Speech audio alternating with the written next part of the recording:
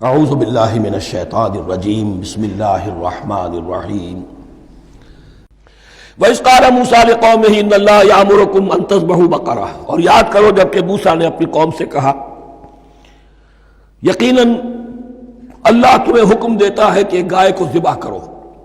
یہ واقعہ میں پہلے آپ کو بتا دوں، پھر ہم یہ آیات تیزی سے پڑھ لیں گے۔ بنی اسرائیل میں ایک شخص قتل ہو گیا، عامیل نامی، اور قاتل کا پتہ نہیں چل رہا تھا۔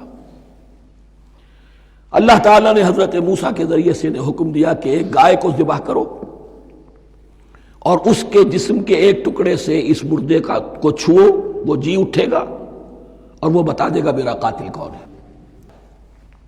اب یہ کہ یہ معجزات کی شکل ہے جو بار بار آ رہے ہیں، اور سابق اس امت کے اندر معجزات کا آپ کو بہت عمل دخل ملے گا۔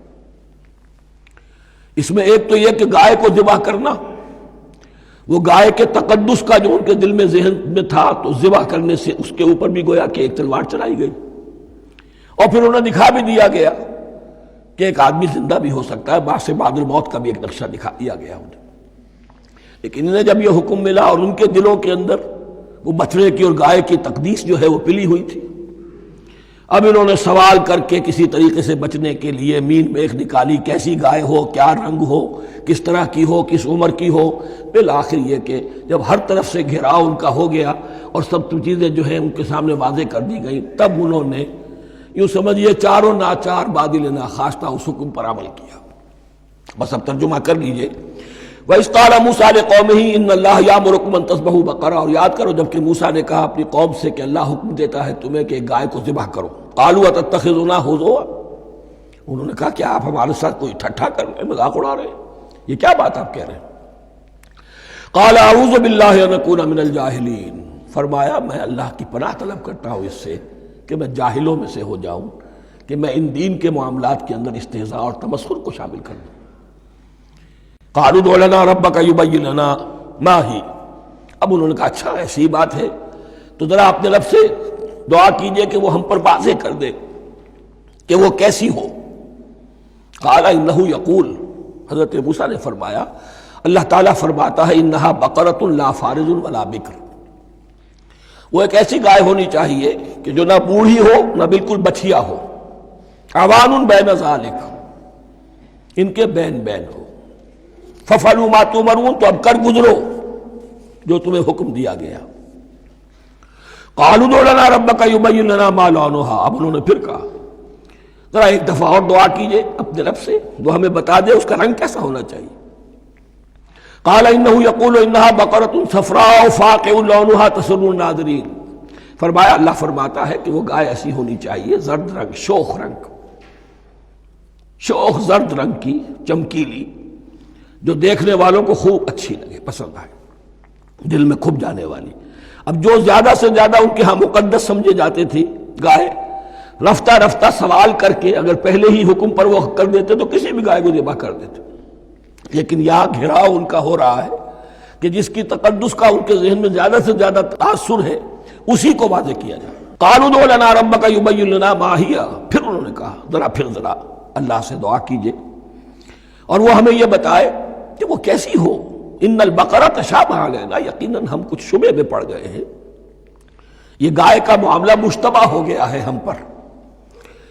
قال انہ یقول، فرمایا اللہ فرماتا ہے انہا بقرۃ لا ذلول تثیر الارض ولا تسقی الحرث، وہ ایک ایسی گائے ہونی چاہیے کہ جو کوئی جس سے مشقت نہ لی جاتی ہو، نہ وہ ہل جوتتی ہو اور نہ وہ رہٹ کا پانی کھینچتی ہو۔ تسیر الارض، نہ تو وہ زمین کو جوتنے میں، ہل چلانے میں کام نہیں لی جائے، ولا تسقی الحرث، اور نہ کھیتی کو پانی پلانے کے لیے وہ پانی کھینچنے میں استعمال کیا جائے۔ مسلمتن، اور پوری سالم ہونی چاہیے، یک رنگ، لا شیۃ فیہا، اس میں کسی دوسرے رنگ کا کوئی داغ تک نہ ہو۔ اب کیا کرتے، گھیراؤ میں آ گئے۔ قالوا الآن جئت بالحق، کہا انہوں نے کہ ٹھیک ہے اب تو آپ نے بات جو ہے پوری طریقے سے واضح کر دی۔ فَذَبَحُوهَا وَمَا كَادُوا يَفْعَلُونَ، تب انہوں نے اس کو ذبح کیا اور وہ کرنے والے نہیں تھے، دل میں نہیں تھا، بادل ناخواستہ۔ اب دیکھیے یہاں ترتیب ذرا واقعے کی جو ہے مختلف ہو گئی ہے۔ جو اس ذبح بقرہ کا سبب تھا وہ بعد میں بیان ہو رہا ہے یہاں۔ تورات میں چونکہ واقعات کو اس طریقے سے بیان کیا ہے لہذا وہاں ترتیب دوسری ہے۔ وَإِذْ قَتَلْتُمْ نَفْسًا فَادَّارَأْتُمْ فِيهَا، اور یاد کرو جب کہ تم نے ایک جان کو قتل کیا تھا اور اس کا الزام تم ایک دوسرے پر لگا رہے تھے، یعنی کسی کا پتہ نہیں چل رہا تھا قاتل کون ہے۔ وَاللَّهُ مُخْرِجٌ مَا كُنتُمْ تَكْتُمُونَ، اور اللہ تعالیٰ فیصلہ کر چکا تھا کہ جو کچھ تم چھپا رہے ہو اسے نکال کر رہے گا، واضح کرے گا۔ فَقُلْ اضْرِبُوهُ بِبَعْضِهَا، تو ہم نے حکم دیا کہ اس کی لاش کو اس گائے کے ایک ٹکڑے سے، اس کے جسم کے ایک حصے سے ضرب لگاؤ۔ كَذَلِكَ يُحْيِي اللَّهُ الْمَوْتَىٰ، اور دیکھو اس طریقے سے اللہ مردوں کو زندہ کر دے گا۔ تھوڑی دیر کے لیے وہ زندہ ہوا اور اس نے اپنے قاتل کا نام بتا دیا۔ وَيُرِيكُمْ آيَاتِهِ لَعَلَّكُمْ تَعْقِلُونَ، اور وہ تمہیں دکھاتا ہے اپنی آیات تاکہ تم عقل سے کام لو۔ اب جو الفاظ آ رہے ہیں بہت سخت ہیں، بہت سخت ہیں، لیکن ان کو پڑھتے ہوئے درون بینی ضرور کیجیے گا، اپنے اندر جھانکیے گا۔ ثُمَّ قَسَتْ قُلُوبُكُمْ، پھر تمہارے دل سخت ہو گئے۔ جب دین میں ہیلے بہانے نکالے جانے لگے اور ہیلوں بہانوں کے ذریعے سے شریعت کے احکام سے بچا جائے، اللہ کو دھوکہ دینے کی کوشش کی جائے، اس کا جو نتیجہ نکلتا ہے وہ دل کی سختی۔ ثم قست قلوبکم، پھر تمہارے دل سخت ہو گئے۔ فہی کالحجارۃ او اشد قسوہ، تو وہ تو اب پتھروں کے مانند ہیں بلکہ سختی میں ان سے بھی زیادہ شدید ہے۔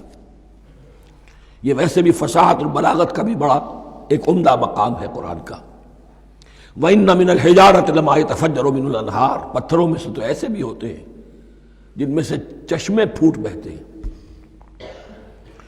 وَإِنَّ مِنْهَا لَمَا يَشَقَّقُ فَيَخْرُجُ مِنْهُ الْمَاءُ، اور ایسے بھی ہیں جو شق ہو جاتے ہیں، پتھر چٹانیں، ان میں سے پانی برآمد ہو جاتا ہے۔ وَإِنَّ مِنْهَا لَمَا يَهْبِطُ مِنْ خَشْيَةِ اللَّهِ، اور ان میں وہ بھی ہوتے ہیں جو اللہ کے خوف سے گر پڑتے ہیں۔ وَمَا اللَّهُ بِغَافِلٍ عَمَّا تَعْمَلُونَ، اور اللہ تعالیٰ غافل نہیں ہے اس سے کہ جو تم کر رہے ہو۔ یہ کیفیت جو ہے ثم قست قلوبکم فہی کالحجارۃ او اشد قسوہ، ہے کون؟ یا بنی اسرائیل اذکروا نعمتی التی انعمت علیکم وانی فضلتکم علی العالمین، جن پر 1400 برس ایسے گزرے کہ کوئی لمحہ ایسا نہ تھا کہ نبی موجود نہ ہو، جنہیں 3 کتابیں دی گئیں۔ لیکن یہ کہ اپنی بدعملی، عقائد میں بھی مین بیخ کر کے اپنے آپ کو بچانے کے راستے نکال لینا، اعمال میں بھی ہیلوں کے ذریعے سے، کتاب الحیل کے ذریعے سے اپنے آپ کو ذمہ داریوں سے مبرہ کر لینا، اس کا نتیجہ پھر یہ نکلتا ہے۔ اللہ تعالیٰ مجھے اور آپ کو اس انجام بد سے بچائے۔ صدق اللہ العظیم۔